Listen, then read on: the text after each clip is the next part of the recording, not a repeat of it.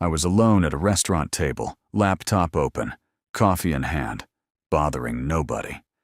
A woman appeared in front of me with a stroller, 2 kids, and an expression that said she had already decided how this was going to go. "Excuse me, we need this table. It seats 4 and there's 4 of us." I looked up. "I'm sorry? You're alone? We're a family. It makes more sense for you to move." I closed my laptop very slowly and said, "No." What happened next is why I'm telling you this story. It was a Sunday afternoon. I'd arrived at this restaurant early. I'm talking 11:45 a.m. before the lunch rush, specifically to get a table by the window with an outlet. I had a deadline. I ordered food and a coffee. I was a paying customer. At 12:20, a woman approached.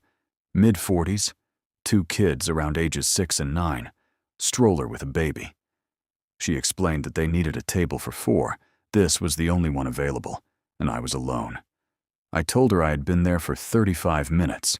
I was working, and I'd be done in about an hour. She said, "Can't you work at the bar?" I said, "There's no outlet at the bar." She said, "This is really inconsiderate. These are children." I said, "I understand that. I was here first." She said, "And I want you to appreciate this. Some of us have families. You'll understand someday." I took a slow sip of my coffee and said nothing. She went to find the manager.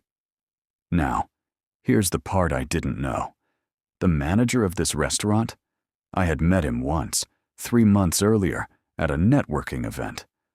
We weren't close, but we'd had a 20-minute conversation about small business challenges. He'd given me his card. When he came over to the table, he recognized me immediately. "Hey, good to see you again. Is everything okay?" The woman's face did something interesting at that moment. He confirmed I had been there for 40 minutes, had ordered a full meal, and was a paying customer. He told her very politely that the restaurant couldn't ask seated customers to move.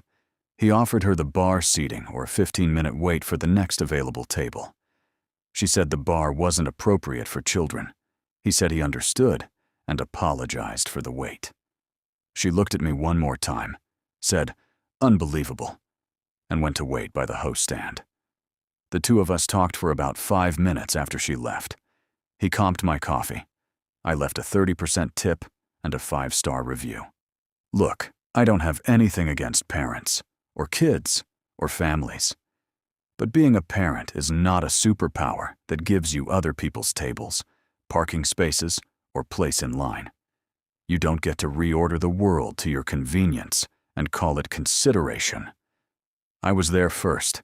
I was paying. I was quiet. I asked for nothing from anyone. The audacity wasn't just in asking. It was in assuming I would feel guilty for saying no. I didn't then. I don't now. Comment below. Have you been in a situation like this? What did you do? Subscribe for a new story every week.